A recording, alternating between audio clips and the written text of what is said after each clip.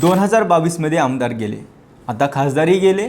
एकनाथ शिंदे यांनी बंड करत शिवसेना फोडली, त्यानंतर पक्ष आणि धनुष्यबाण चिन्हावर दावा मिळवला आणि आता लोकसभेतही ठाकरे गटाला मोठा धक्का देण्यात ते यशस्वी ठरल्याचं चित्र दिसतंय। त्यामुळे गेल्या 4 वर्षात महाराष्ट्राच्या राजकारणात घडलेल्या प्रत्येक मोठ्या घडामोडीच्या केंद्रस्थानी पुन्हा एकदा एकनाथ शिंदे हेच नाव दिसतंय। 6 खासदारांच्या या निर्णयामुळे उद्धव ठाकरे यांच्यासाठी हा केवळ संख्येचा फटका नाहीये, तर तो राजकीय प्रतिमेलाही मोठा धक्का मानला जातोय। कारण 2022 मध्ये आमदार गेले, त्यानंतर अनेक नगरसेवक, पदाधिकारी आणि नेते शिंदे गटात गेले आणि आता थेट लोकसभेतील 6 खासदारांची फळीच शिंदेसोबत गेल्याचं चित्र उभं राहिले। विशेष म्हणजे लोकसभा निवडणुकीनंतर ठाकरे गट पुन्हा उभारी घेत असल्याची चर्चा होती, मात्र या नव्या घडामोडीने ते चित्र काही प्रमाणात बदलले। दुसरीकडे शिंदे गटासाठी ही मोठी राजकीय ताकद दाखवण्याची संधी ठरू शकते। महाराष्ट्रात नाही तर दिल्लीतही आपला प्रभाव कायम असल्याचा संदेश या माध्यमातून दिला असल्याचं बोललं जातंय। कारण लोकसभेत संख्या वाढली की महत्त्व वाढतं आणि महत्त्व वाढलं की निर्णय प्रक्रियेतला आवाजही मोठा होतो।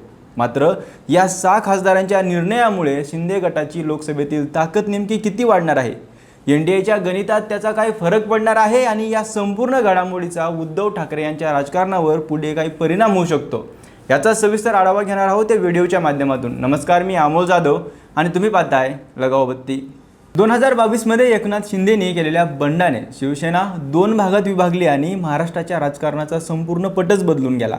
त्यावेळी शिंदेंसोबत आमदार गेले, मंत्री गेले, नंतर अनेक पदाधिकारी आणि स्थानिक नेतेही गेले। पण आता जर ठाकरे गटातील 6 खासदार अधिकृतपणे शिंदेसोबत सहभागी झाले तर हा फक्त आणखी एक पक्षांतराचा प्रसंग राहणार नाही, हा एकनाथ शिंदेच्या राजकीय प्रवासातील आणखी एक मोठा टप्पा ठरू शकतो। कारण यावेळी लढाई महाराष्ट्रापुरती मर्यादित नाहीये, यावेळी खेळ थेट दिल्लीच्या सत्ताधाऱ्यांशी जोडला गेलेला आहे। मिळालेल्या माहितीनुसार ठाकरे गटातील बंडखोर खासदार 21 किंवा 22 जूनला लोकसभा अध्यक्ष ओम बिर्ला यांची भेट घेऊन आपल्या गटाच्या विलिनीकरणाचा अधिकृत दावा करू शकतात। सध्या लोकसभेत शिंदे गटाचे 7 खासदार आहेत। ठाकरे गटातील 6 खासदार सहभागी झाले तर हा आकडा थेट 13 वर पोहोचेल आणि जर पुढे आणखी एखादा खासदार सहभागी झाला तर ही ताकद आणखी वाढू शकते। बाहेरून पाहिलं तर हा फक्त 6 खासदारांचा आकडा वाटू शकतो, पण दिल्लीच्या राजकारणात संख्या म्हणजे ताकद, ताकद म्हणजे प्रभाव आणि प्रभाव म्हणजे निर्णय प्रक्रियेतला महत्त्व। त्यामुळे या घडामोडीकडे केवळ महाराष्ट्र नाही तर दिल्लीतल्या राजकीय वर्तुळाचंही लक्ष आहे। विशेष म्हणजे या बंडखोर खासदारांनी आपल्या भूमिकेचं समर्थन करण्यासाठी तयार केलेल्या पत्रात पक्ष नेतृत्वाबद्दलची नाराजी व्यक्त केल्याची चर्चा आहे। अनेक वर्षापासून शिवसेनेतील मोठे नेते पक्ष सोडत गेले, संवाद कमी झाला, निर्णय प्रक्रिया मोजक्या लोकांपुरती मर्यादित राहिली, अशा मुद्द्यांचा उल्लेख त्यात असल्याचं बोललं जातंय। नारायण राणे, राज ठाकरे आणि नंतर एकनाथ शिंदे यांच्यापासून सुरू झालेली ही बाहेर पडण्याची मालिका आता खासदारांपर्यंत येऊन पोहोचल्याचं चित्र दिसतंय। पण या संपूर्ण घडामोडीतील सर्वात मोठा मुद्दा म्हणजे पक्षांतर बंदी कायदा। सामान्यतः पक्ष सोडला की अपात्रतेची तलवार डोक्यावर येते, मात्र 10व्या अनुसूचीनुसार 2/3 सदस्य एकत्र बाहेर पडले तर अपात्रतेची कारवाई टाळता येऊ शकते। ठाकरे गटाचे एकूण 9 खासदार असल्याने 6 हा आकडा अत्यंत महत्त्वाचा ठरतो। म्हणजेच बंडखोर गटाने राजकीय खेळीबरोबरच कायदेशीर गणितही अचूक बांधल्याचं दिसतंय। परिणामी शिंदेंचं ऑपरेशन टायगर यशस्वी होण्याच्या मार्गावर आहे हे मात्र स्पष्ट होतंय। मग आता प्रश्न येतो तो एकनाथ शिंदेंच्या राजकीय फायद्याचा। विधानसभा निवडणुकीनंतर भाजपने महाराष्ट्रात मोठं यश मिळवलं। 132 जागांसह भाजप राज्यातला सर्वात मोठा पक्ष बनला। त्यानंतर अनेक राजकीय विश्लेषकांनी शिंदेंचं महत्त्व कमी झाल्याचं सांगितलं, पण लोकसभेत खासदारांची संख्या 7 वरून 13 झाली तर चित्र पूर्णपणे बदलू शकतं। कारण त्यानंतर शिंदे फक्त महाराष्ट्रातले मित्रपक्षातले नेते राहणार नाही, तर ते एनडीए मधील एक प्रभावी चेहरा म्हणून त्यांच्याकडे पाहिलं जाऊ शकतं। राजकारणात अनेकदा संख्या हीच ओळख बनते। आज 13 खासदारांसह शिवसेना एनडीए मधील मोठ्या घटक पक्षांमध्ये गणली जाऊ शकते। त्यामुळे संसदीय समित्या, राष्ट्रीय बैठका, धोरणात्मक चर्चा, मंत्रिमंडळ विस्तार किंवा भविष्यातल्या राजकीय वाटाघाटी यामध्ये शिंदे गटाचा आवाज अधिक मोठा होऊ शकतो। याचा थेट परिणाम महाराष्ट्रातल्या महायुतीच्या अंतर्गत समीकरणावरही होऊ शकतो।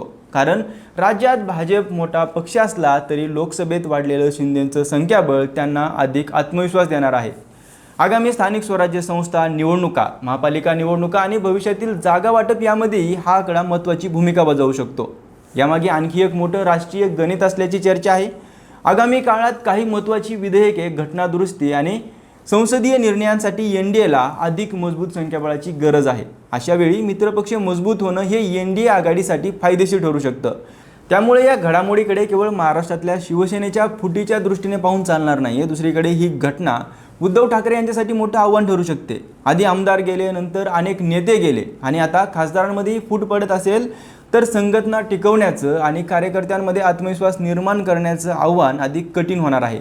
शेवटी एक गोष्ट लक्षात घ्यावी लागेल, 2022 मध्ये जेव्हा एकनाथ शिंदेंनी बंड केलं तेव्हा अनेकांनी ते एकदाच घडलेलं राजकीय वादळ मानलं होतं. पण आता आमदारानंतर खासदारी शिंदेसोबत जात असल्याचं चित्र उभं राहत असेल तर ही फक्त ठाकरेंबद्दलची नाराजी नाही आहे, तर दीर्घकालीन राजकीय रणनीतीचा भाग असल्याचंही बोललं जाते. विशेष म्हणजे या संपूर्ण घडामोडीमध्ये केंद्रीय गृहमंत्री अमित शाह आणि मुख्यमंत्री देवेंद्र फडणवीस यांच्या राजकीय गणिताचीही चर्चा रंगू लागली.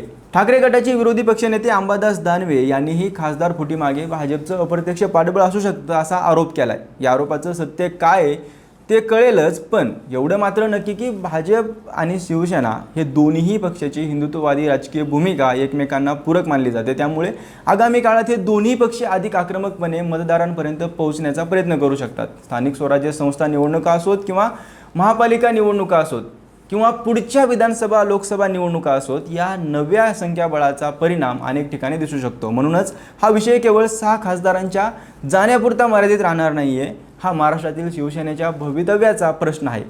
हा NDA मधील बदलत्या शक्ती समीकरणाचा प्रश्न आहे आणि सर्वात महत्त्वाचं म्हणजे एकनाथ शिंदे यांनी 2022 मध्ये सुरू केलेल्या राजकीय खेळीचा पुढचा मोठा अध्याय आहे. आता 21 आणि 22 जूनला नेमकं काय घडतं, कोण कुणासोबत उभं राहतं आणि ऑपरेशन टायगर खरंच पूर्णपणे यशस्वी होतं का, याकडे संपूर्ण महाराष्ट्राचं लक्ष लागलंय. बाकी या संपूर्ण घडामोडीबाबत तुम्हाला काय वाटतं ते आम्हाला कमेंट करून नक्की सांगा आणि अशाच राजकीय घडामोडी पाहण्यासाठी लगाव बत्ती या YouTube चॅनलला सबस्क्राईब करा.